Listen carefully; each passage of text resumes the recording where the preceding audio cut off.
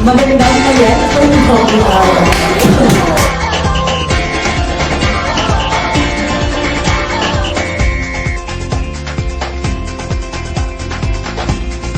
Nasakit ang mga hita ko.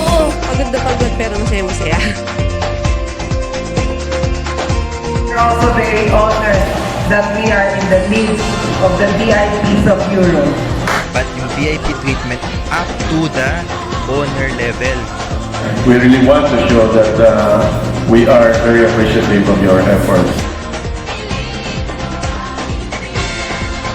Ko po ay talagang hindi ko makakalimutan ito sa habang buhay.